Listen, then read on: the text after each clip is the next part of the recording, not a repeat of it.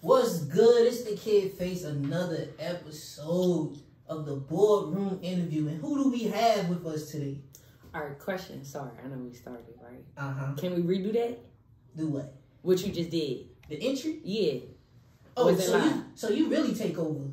No, only because I want to know where you want me to look. Like, do I look here? Do I look at you? You looking at me. You looking right. I'm looking right at you? You looking right. Okay, I just want to make sure I don't look crazy, you know, because I be behind the camera too. So I got to make sure. You know? Yo, but it's the Kid Face. I trust you. I trust you.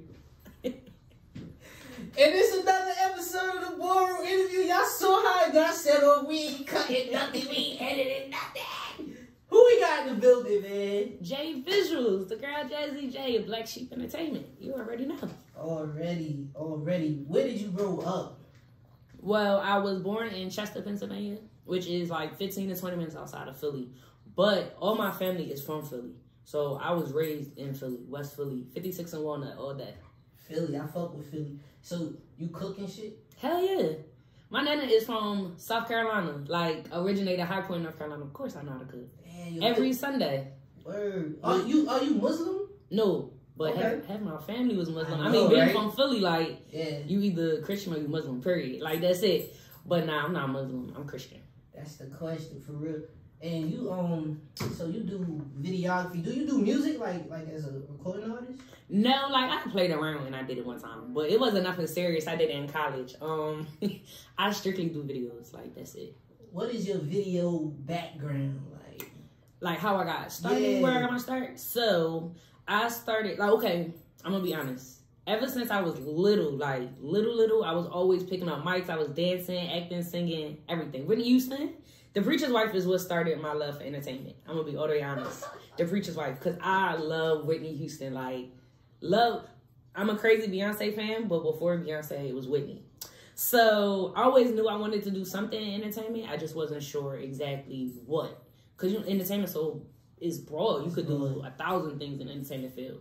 So, around, like, I'm going to say the summer after my sophomore year, at this time, what, 15? Yeah, like 15. And is really nothing to do during the summer. Once you get past a certain age, there's no, like, summer camp, nothing like that. So, I'm like, I need to figure out something to do. I'm about to graduate in 2 years. Like, what am I really want to do? I know law is one thing I want to do, but I really love this entertainment thing. So, I came across this internship in Chester, and it was with this student. Her name is Jocelyn Young. Shout out to Jocelyn. Jocelyn changed my life. Shout out to Jocelyn. Shout out to Jocelyn. She was in her senior year at Swarthmore College, and they had to do some type of final project or whatever. So for her final project, she came to the city of Chester. During that time, it was like we were in a lockdown, state of emergency, because it was just so much violence going on in the city. And the city is small. So to have all that violence, it was like, wait, chill out. Like, so we went on the state of emergency, lockdown, all that. So she wanted to come to the community and, like, help people that was in the community, give them an outlet or whatever. So she came up with this internship program. Me and a couple other friends, we applied, we got it, and that changed my life. Like, literally, that moment changed my life because I knew, like, I learned the whole thing, how to shoot, how to write, how to edit, how to produce, like, how to pre-pro, all that. I learned all that, and it was just like, I love this because it was being able to tell the story of people that normally you don't get that story. Because, in the hoods, they look at it like, when they come to the hoods to report a news story, it just, oh, somebody else got killed. Somebody else got this, that, and the third, blah, blah, blah, blah. It's no, like, anything. You're not really hearing from the people that's living in those cities, living in those communities that got to deal with that stuff. So being able to bring, like, a voice to the voiceless and actually being able to tell a story and bring awareness to the point where the mayor even had to sit down and be like, yo, like, my guy, what is you doing? Like, we slipping. We got 2-year-olds getting shot in the head through the door. Like, that's not okay. So being able to do that, it made me feel like this camera, it could take me further and I could actually change the world. Like, it's more than the money for me. It's about actually making a difference and leaving an impact and doing something that's going to change somebody's life forever, period. Like, that's deep, man. I like how you put that. It's so with you, it's not more so like the music, it's just the visual, the eye. Yeah, like, anything, for right? anything. Like, I love music videos. Music videos did get me started. Like, for instance, Spike Lee, obviously. I have Spike Lee's whole collection. School Days is one of my favorite movies. Like, Good and Bad Hair is like my favorite scene. I know that whole little musical part in it. Like, I love that movie. Hype Williams, to this day, I don't know a music director that's better than Hype Williams, period. Like, and you got a lot of dope people out here, Cole Bennett, like a lot of people. But Hype Williams, he told a story.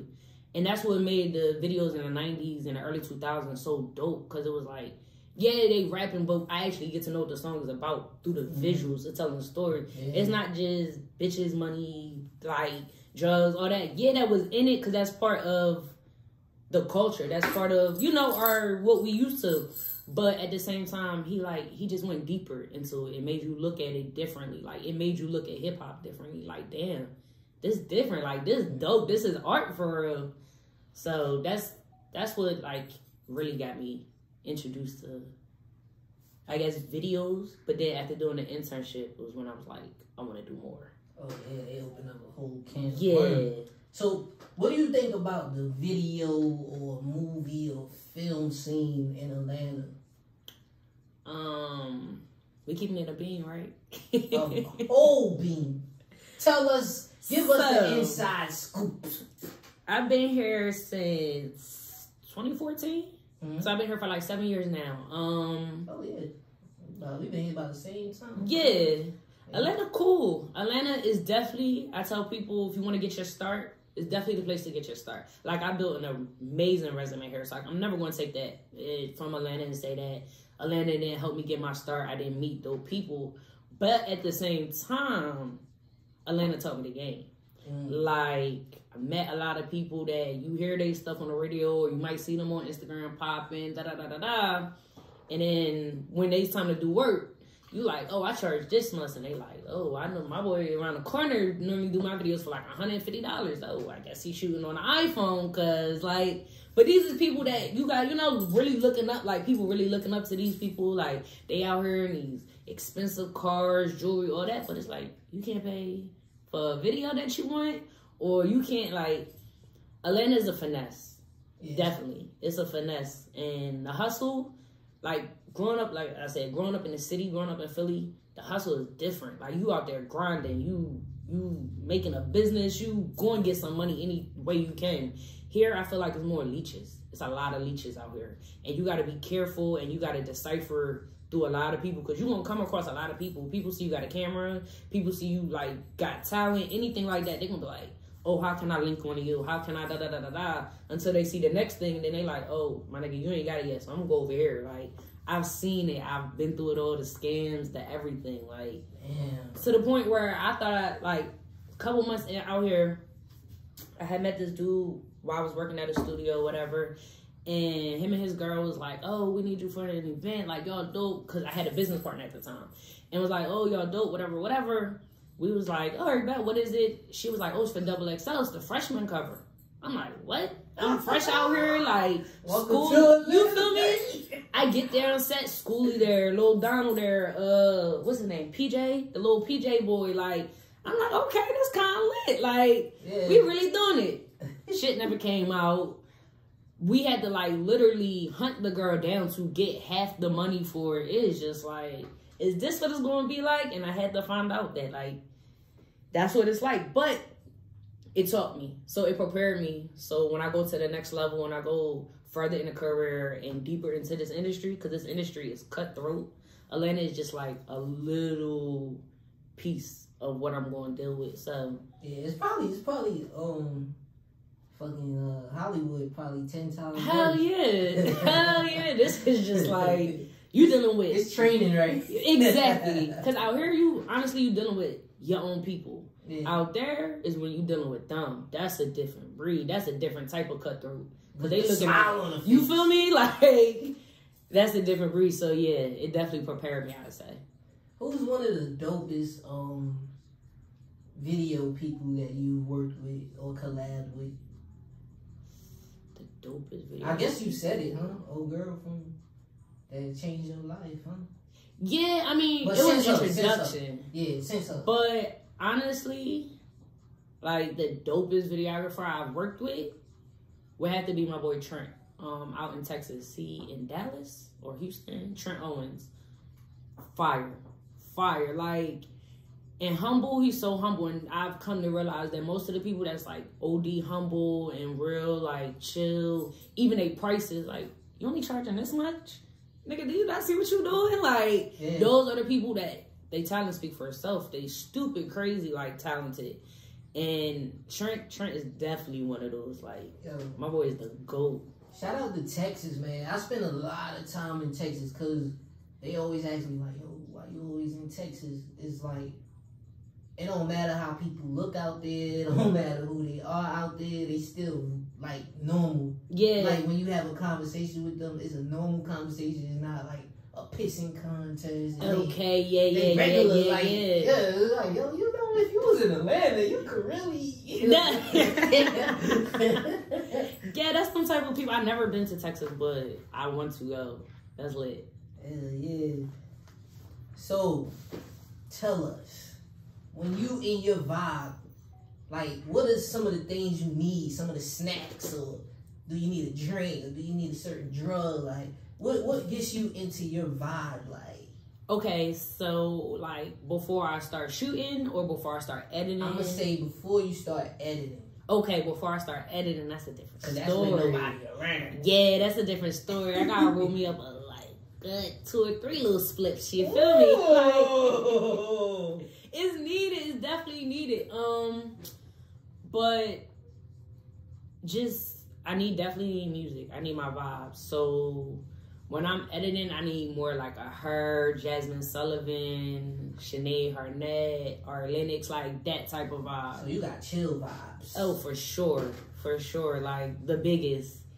I know I seem like a hardcore thug, you know. Yeah, you a Sag, you feel right? me? Yeah, Sagittarius all day, gang. When their birthday? December 14th. Of course. About to be 28, doing it big, you know. But shout out to the Sagittarius. Shout out to the Sagittarius, best times in the world. We addicted, that's all I'm gonna say. But yeah, I just gotta listen to like chill vibes.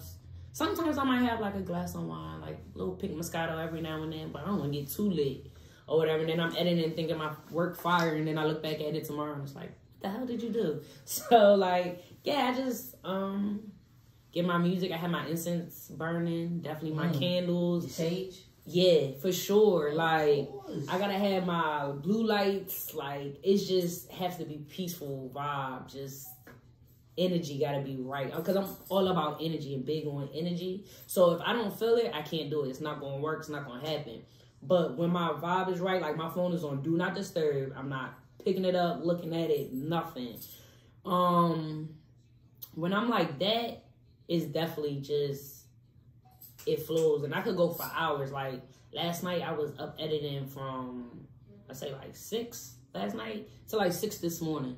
Like I be just going once I'm at it, because I love it. It's like I said, it's not just about the money for me. This is my passion. So anything I do, I'm gonna do it to the best of my ability. One thing my mom always taught me is like, everything you do it as if you're working unto God. And my thing is, God gave me this talent. So the only way to honor him and give it back is give my best at everything. Even if it's a $50 shoot, I'm gonna make it seem like it's a $300 shoot. Exactly, you feel me? Right? That's just the only way you gonna get somewhere, period. So being a female doing this music, doing the camera stuff, do you feel like there's a difference between how people treat you and how people treat a male, and how? For sure. I remember one time I shot a video and this dude hit me up and was like, straight up, which I get a lot.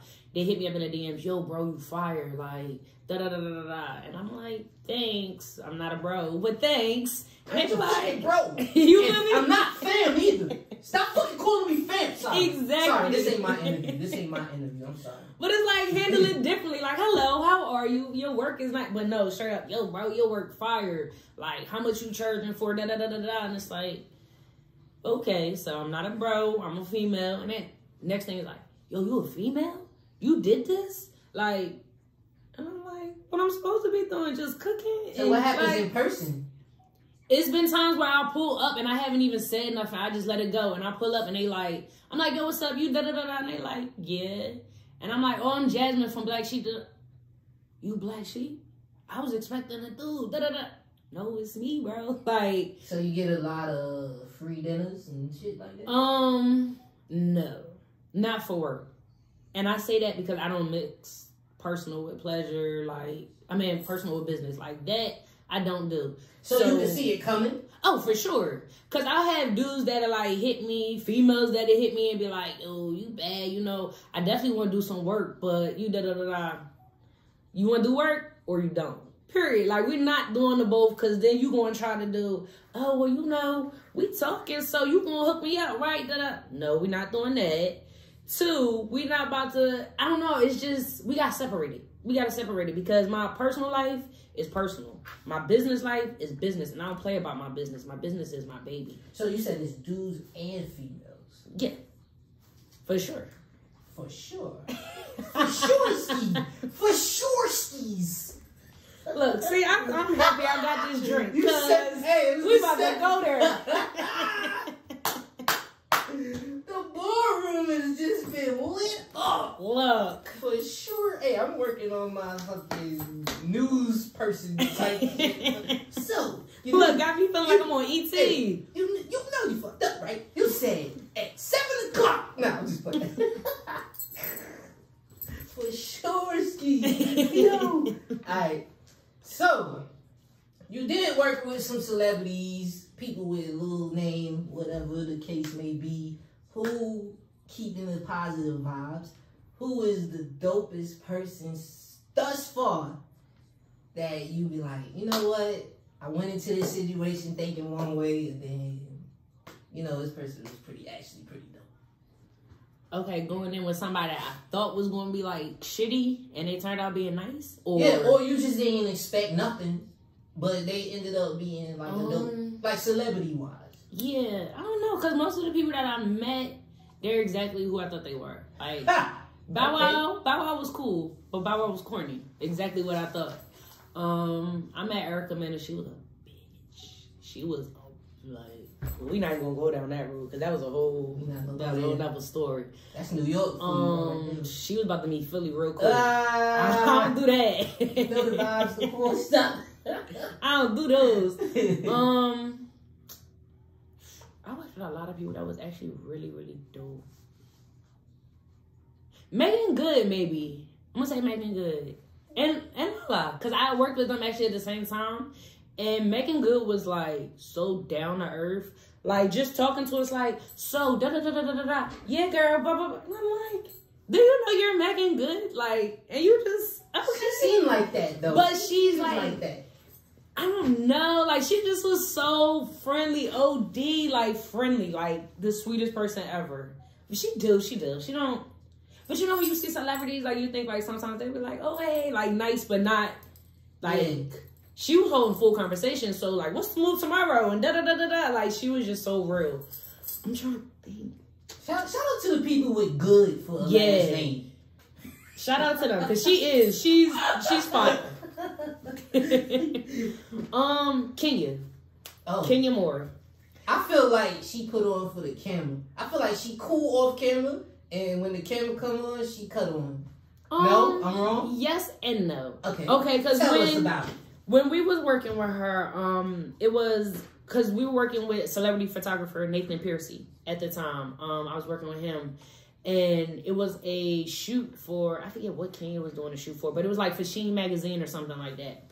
And when she was getting her makeup done, at first she was a little like, that's not da-da-da-da-da, but like that little bit of like Housewives was kind of coming out, but she kind of like brought it back together. I felt as though she didn't want to give off, like, that's not me, for real. Like, what you see on TV is not me, so I don't want to give off that vibe, but that is her. So a little bit of it would, like, come out every now and then. The window of it. Yeah, you know, but then she would, like, kind of reel it back in, like, because at the time, too, she wasn't going back on the show. That was, like, the one season that everybody was like, oh, she coming back, and she wasn't coming back, but it wasn't announced. So she kind of wanted to separate from that. But she was actually really sweet. Like, I didn't get crazy vibes or nothing like that. Like, she was a sweetheart. Like, Kenya was really sweet. That's cause us people from up north like assholes, man. Yeah, I love me an asshole. I do. I get what what you give me is what I get. Exactly. You know what I'm saying? Yeah. Like, and I'm an asshole too. You So know it's like, yeah. So maybe that's what, I don't know. Cause like I said, Minna, that female was she wasn't it. Like, and what you see on TV, on social media, that is her. Like, that's her. For real. Do you think that money and success change people? And if it do change you, what type of person does that make you? We about to get real. We about to get real. I'm in my bag right now. Okay, so look, see, it's these drinks. I'm blaming on the drink. I got you. So yes, I definitely I definitely feel like it changes people.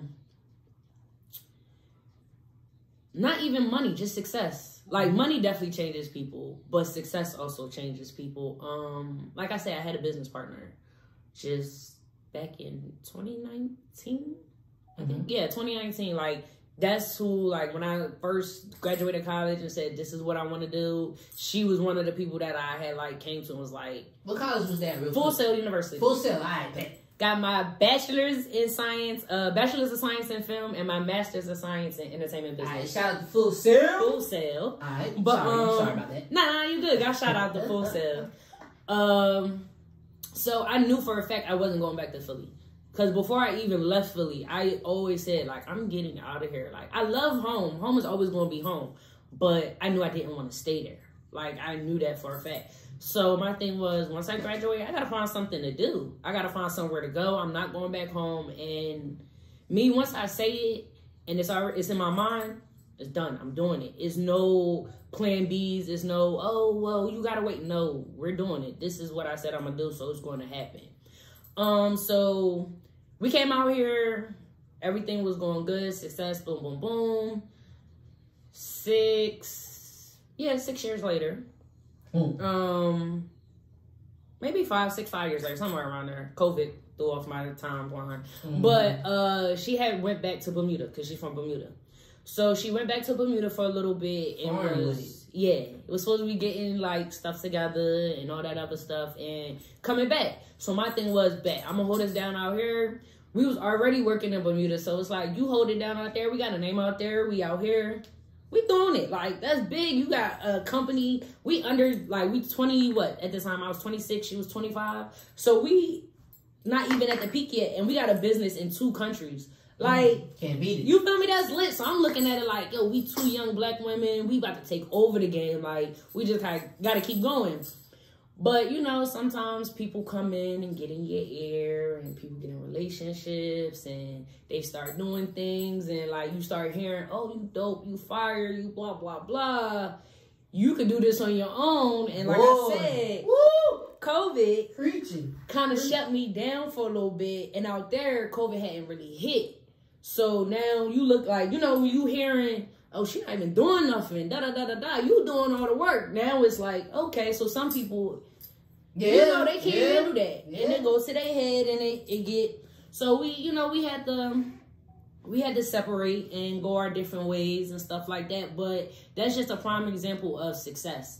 And did that hurt? It hurt like hell, yeah, because that was like my sister. Like, we grew this together. You know what I'm saying? Like, the hard times, the good times, we had went through all this together. And it's like, when people start getting a little clout and they start letting, like, new people come in who see that they got clout and they leeching on because they got clout, they start letting that go to their head. And now it's like, I ain't never had this type of clout before. And I love it and I want to keep it. And I feel like you hold, like, you taking me down, or I just want the clout to myself. I'm going to push you to the side. And it's like, people lose themselves. And it's like, damn, like, were you ever really, like, my person? Was you ever really gang? And make you look at people kind of differently. It's hard. And for real, you know what I mean? Because it's like, we ain't even really hit success yet. So imagine had we really hit success. What would it have been? I always look at it like Jay and Dame Dash. Like, you know what I mean? They created a $1 billion company together. And ego, pride, money, success, it got in the way, and it ended a friendship and what could have been an amazing business venture, even longer. You know what I'm saying? But sometimes, you know, people gotta learn. They gotta learn their lessons. So I'm thankful for the lessons. I'm thankful for the people who come in, who go, who switch up when the success come, when the money come. Because it just showed me who they are and show me who I need to keep around me. And, you know, that's what I always say to people. Keep your team small and make sure you know who really in your boat.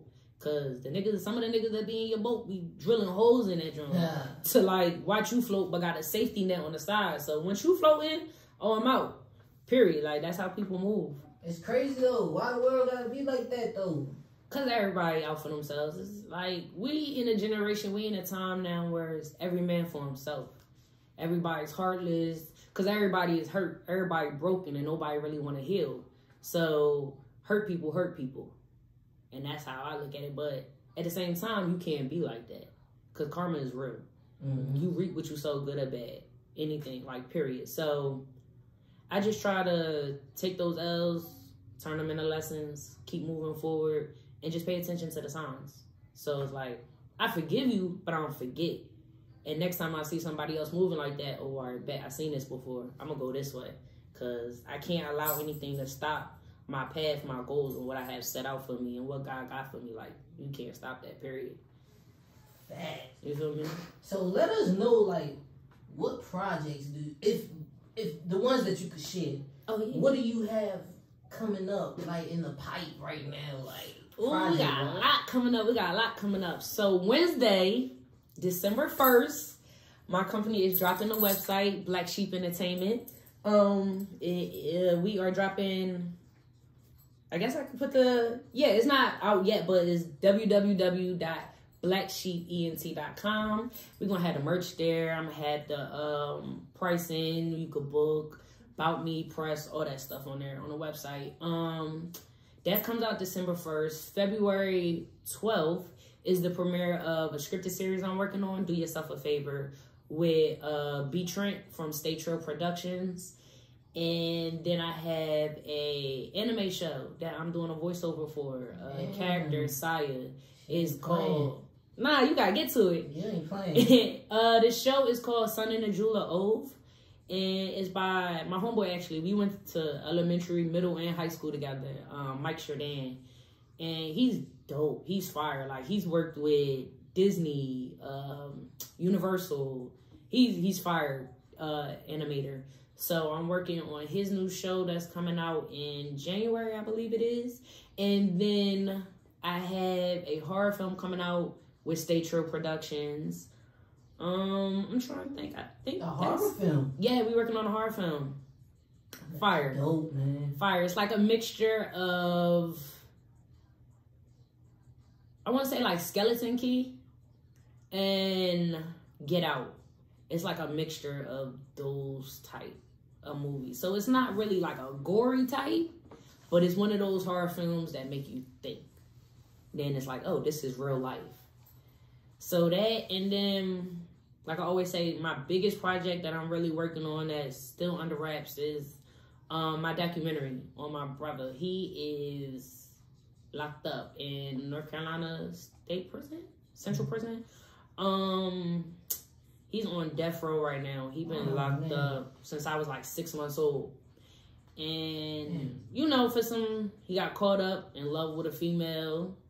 And she threw him under the bus. Like, you know? Damn bus, man. You feel me? Like, so right now, we just pretty much fighting to get him out. And he got people that's rocking and helping. Like, program he was with, Waka was involved in the program.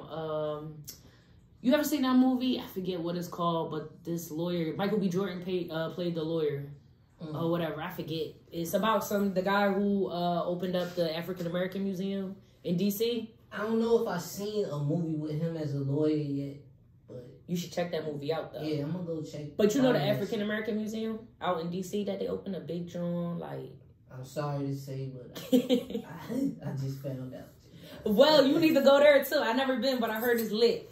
The lawyer who opened that, he's actually helping my brother with like his case and stuff like that, because it's a lot of discrepancies in it, and a lot of things evidence that is now being pulled out that proves that it wasn't him, you know, that actually committed the crime. It was the ex-wife.